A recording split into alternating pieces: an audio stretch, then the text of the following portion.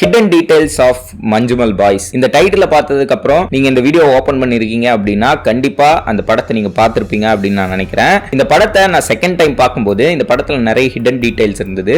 நம்ம செகண்ட் ஹாஃப்ல பார்த்த நிறைய விஷயங்களுக்கு ஃபர்ஸ்ட் ஹாஃப்லயே அதுக்கான லீடு கொடுத்திருப்பாங்க. அது மாதிரி என்னென்ன விஷயங்கள் இருந்தது அப்படிங்கறத தான் இந்த வீடியோல பார்க்க போறோம். வாங்க வீடியோக்குள்ள போலாம்.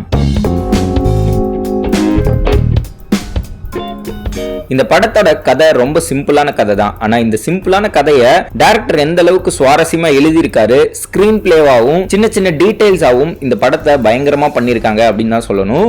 அந்த இடத்தோட உண்மையான பேர் என்ன தெரியுமா? Devil's Kitchen. அதுல இருக்கக்கூடிய ஹிடன் டீடைல்ஸ்ல நம்பர் 1 டீடைல் என்ன அப்படின்னு பாத்தீங்கன்னா, சுபாஷ் அப்படிங்கிற கேரக்டர் அந்த கேவுக்குள்ள விழுந்ததுக்கு அப்புறம் அங்கிருந்து எல்லாரும் கிளம்பலாம், அவ்வளவுதான் நம்ம ஃப்ரெண்டு செத்துட்டான் அப்படின்னு கிளம்புறதுக்கு முன்னாடி ஒரே ஒருத்த மட்டும் போய் சுபாஷின் கடைசி முறையா கத்துவான். அப்படி கத்தும் போது அவனுக்கு மட்டும் அந்த குரல் கேட்கும்.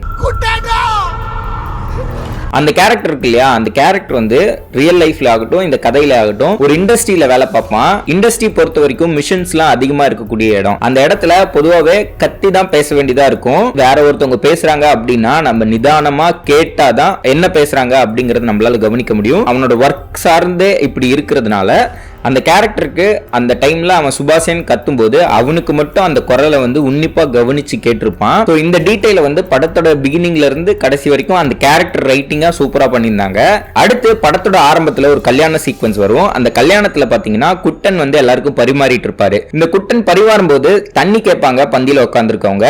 அதுக்கு ஒரு ஃப்ரெண்டை கூப்பிட்டு தண்ணி கொண்டு கொடு அப்படின்னு கேட்கும்போது அவன் தண்ணி பரிமாறினா கூட அவன் ஷர்ட் அழுக்காயிரும் அப்படிங்கிற மாதிரி சொல்லிட்டு இருப்பான். ரொம்ப அழுக்காக கூடாது அப்படிங்கிற மாதிரி ரொம்ப பந்தா பண்ணிட்டு இருக்க கேரக்டரா காட்டுவாங்க. தன்னோட சட்டையில ரொம்ப அழுக்காக கூடாதுன்னு நினைக்கக்கூடிய அதே கதாபாத்திரம் படத்தோட செகண்ட் ஹாஃப்ல தன்னோட ஃப்ரெண்டு கேவுக்குள்ள விழுந்ததுக்கு அப்புறம் மழை பெய்ய ஆரம்பிக்கும், மழை தண்ணியில உள்ள வர ஆரம்பிக்கும். அப்ப ஃப்ரெண்ட்ஸ் எல்லாம் சேர்ந்து அணைக்கட்டின மாதிரி படுப்பாங்க. அதை சுத்தி அதுல ஆளா போய் படுக்கக்கூடிய ஆளாதான் அந்த கேரக்டர் தான் இருக்கும். குகைக்குள்ள இருக்கக்கூடிய தன்னோட ஃப்ரெண்டுக்கு டிரான்ஸ்லேஷன் பண்ணுவார் இல்லையா, அந்த கதாபாத்திரத்தை பத்தி தான் நான் பேசிட்டு இருக்கேன். அடுத்து குட்டன் அப்படிங்கிற கதாபாத்திரம் வந்து படம் முடியும் போது நம்ம மனசுல பயங்கரமா நின்னுருவாரு. இந்த கதாபாத்திரம் ரியல் லைஃப்லயும் நமக்கு ஆர்வத்தை ஏற்படுத்தும். இவங்க தான் ரியல் மஞ்சுமல் பாய்ஸ் கேங் அப்படின்னு காட்டும் போது நம்மளோட தேடல் முதல்ல குட்டன் அப்படிங்கிற கதாபாத்திரம் யாரு, அவர் ரியல் லைஃப்லயும் இதே மாதிரி உள்ள கேவ்ல இறங்கி தன்னோட ஃப்ரெண்டை காப்பாத்திருக்காரு அப்படின்னா அவர் எவ்வளவு பெரிய பிரேவான ஆள் அப்படின்னு நமக்கு தோணும் இல்லையா. அவர் பிசிக்கலாவும் மென்டலாவும் ஏற்கனவே அவர் பார்த்துட்டு இருக்கக்கூடிய வேலையும் அதே மாதிரி தான் இருக்கும்.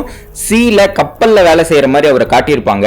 ரியல் லைஃப்லயும் இந்த மாதிரியான ஓஷன்ல வேலை செய்யக்கூடிய ஆளா தான் இருந்திருக்காரு. அதனாலதான் அந்த பிசிக்கல் ட்ரைனிங்கும் அதுக்கு உதவி இருக்கு அப்படின்னு சொல்லலாம். அடுத்து உங்க கொடைக்கானல் ட்ரிப் போகக்கூடிய அந்த கார்ல பிரசாத் அப்படிங்கிற ஒரு டிரைவர் இருப்பார் இல்லையா, இந்த டிரைவர் கதாபாத்திரம் வந்து ஆக்சுவலா ஒரு ஆர்டிஸ்ட் கிடையாது, பெரிய டைரக்டர். கல்லுமாலு அப்படிங்கிற ஒரு படத்தோட டைரக்டரும் இவர் தான். இந்த கேரக்டர் சம்பந்தமா டைரக்டர் ஒரு இன்டர்வியூல என்ன சொன்னாரு அப்படின்னா, ரியல் லைஃப் இன்சிடென்ட்ல சுபாஷ வந்து இதுல இருந்து மீட்டு அவங்க கேரளா நோக்கி பயணம் பண்ணும்போது பிரசாத் அப்படிங்கிற அந்த கேரக்டர் வந்து தூக்க கலக்கத்துல மறுபடியும் ஆக்சிடென்ட் பண்ணி திரும்ப அந்த ஆக்சிடென்ட்ல இருந்து மீண்டு தான் இந்த ரியல் லைஃப் மஞ்சுமல் பாய்ஸ் வந்து அவங்க ஊரை சேர்ந்திருக்காங்க அப்படிங்கிறது இந்த படத்துல காட்டப்படாத ஒரு விஷயம். அடுத்து அபிலாஷ் அப்படிங்கிற ஒரு கேரக்டரை பார்த்திருப்போம். படத்தோட கடைசி பாயிண்ட்ல வந்து ஒரு சின்ன விஷயத்த செஞ்சிருப்பாரு. அது நம்ம எல்லாத்தையும் பதற வச்சு அந்த சீக்வன்ஸை செமையா எடுத்திருப்பாங்க. படம் ஃபுல்லாவே அமைதியா வெளியே உட்காந்துருப்பாரு. திடீர்னு ஒரு சீக்வன்ஸ்ல வந்து கயிறை லூஸ் விடுங்கடா அப்படின்னு சொல்லி அந்த கேரக்டரே செமையா டிசைன் பண்ணிருப்பாங்க இல்லையா.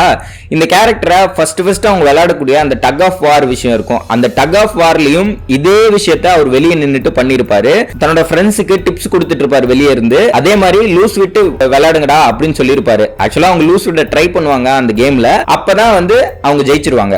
ஃபர்ஸ்ட் அந்த கல்யாணத்துல அந்த கயிறு இழுக்கிற போட்டியில 2 கேங் இருப்பாங்க இல்லையா, அதுல எதிர்த்தாப்புல விளையாடக்கூடிய கேங் இருக்காங்க இல்லையா, அவங்க தான் ரியல் மஞ்சுமல் பாய்ஸ். படத்துல பொறுத்த வரைக்கும் ரியல் மஞ்சுமல் பாய்ஸ் வந்து கதையில இருக்கணும், ஒரு ஃப்ரேம்லயாச்சும் ஒரு மெமரிஸ்க்காக இருக்கணும் அப்படிங்கிறதுக்காக டைரக்டர் யூஸ் பண்ணிருக்காரு. இந்த படத்துல காட்டப்படாத சில விஷயங்கள் அப்படின்னு டைரக்டர் ஒரு விஷயம் சொல்லியிருந்தாரு. இந்த ட்ரிப் ஸ்டார்ட் ஆகும் போது சுபாஷை கூட்டிட்டு போறதுக்கு குட்டன் வந்திருப்பாரு. சுபாஷ் கிளம்பும் போது ஒரு பெல்ட் எடுத்துட்டு போவாரு. அந்த டைம்ல அவங்களோட தம்பி வந்து என்னோட பெல்ட் வச்சுட்டு போ அப்படின்னு சொல்ல அவங்க அம்மா வந்து பெல்ட் என்ன சாப்பிடவா போறான் சும்மாறா அப்படின்னு சொல்லி அவங்க தம்பியை திட்டுவாங்க. ரியல் லைஃப்லயும் இதே மாதிரி அவரோட தம்பியோட பெல்ட் எடுத்துக்கிட்டு அந்த சுபாஷ் வந்து போயிருக்காரு. ஆக்சுவலா அந்த கேவுக்குள்ள விழுந்து கீழே போகாம இருக்கிறதுக்கு அவரோட பெல்ட் தான் வந்து ஒரு பாறையில சிக்கி அவரோட உயிரை காப்பாத்திருக்கு. டெக்னிக்கலா அதை அச்சீவ் பண்ண முடியாது அப்படிங்கறதுனால டைரக்டர் வந்து அதை வேணான்னு விட்டாராம். அதே மாதிரி சுபாஷ அந்த கேவ்ல இருந்து எடுத்துட்டு வெளியே வச்சிருப்பாங்க.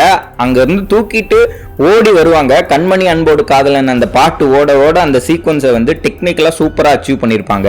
குணா படத்துல கமல் அவர்கள் அபிராமி கேரக்டர் தூக்கிட்டு வர்ற மாதிரியும் அந்த கேரக்டரை இங்க மெட்டாஃபரா யூஸ் பண்ணும் அப்படிங்கிறதுக்காக வச்சிருக்காங்க. அதுவும் குறிப்பா அந்த பாடலோட அதை பார்க்கும்போது கமல் வந்து அபிராமியை தூக்குற அந்த சீன் தான் ஞாபகத்துக்கு வந்தது. அடுத்து இந்த படத்திலேயே வந்து ரொம்ப ஹாரர் எஃபெக்டோட இருந்த 2 சீக்வன்சஸ் வந்து ரொம்ப சூப்பரா இருந்தது. சுபாஷ் வந்து அந்த கீழே விழுகக்கூடிய அந்த விஷயத்தை வந்து மேட்ச் கட்ல ட்ரை பண்ணிருப்பாங்க.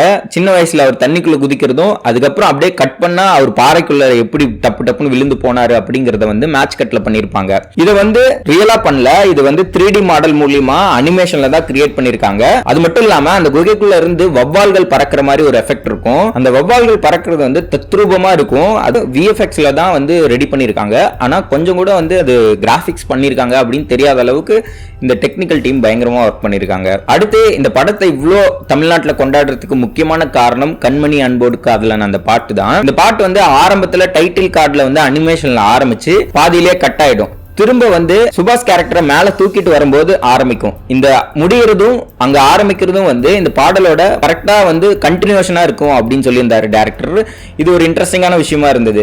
அடுத்து இந்த பாறைக்குள்ள விழுகக்கூடிய சுபாஷ்க்கு வந்து கடவுள் நம்பிக்கையே இருக்காது. இவங்க கேரளால இருந்து கிளம்பி பழனி வழியா கொடைக்கானல் வருவாங்க. பழனியில வண்டியை நிறுத்திட்டு முருகரை கும்பிடலாம் அப்படின்னு சொல்லிட்டு இவங்க வருவாங்க.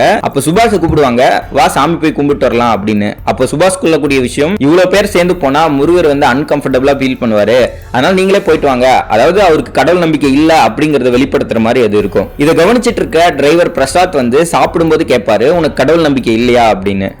கடவுள்னா யாரு அப்படின்னு கேட்பாரு. அதுக்கு பிரசாத், ஒரு டார்க்கான சுச்சுவேஷன்ல திடீர்னு மேல இருந்து ஒரு ஒளி தெரியும் இல்லையா, அந்த மாதிரி ஒரு விஷயம்னு நினைச்சுக்கலாம்.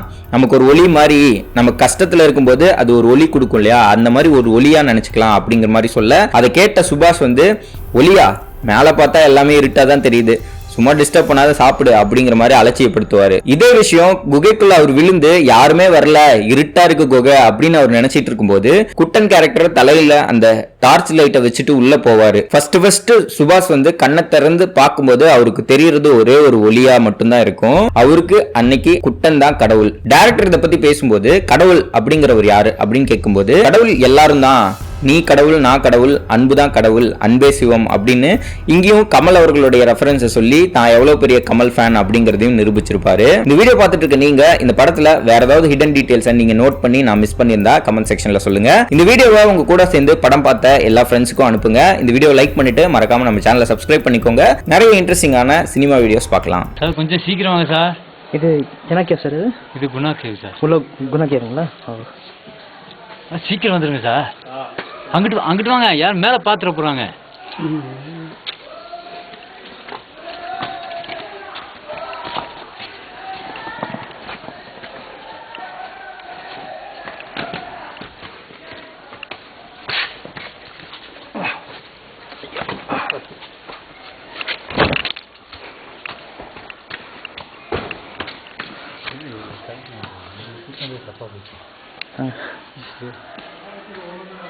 Oh, amazing, superb. சீக்கிரம்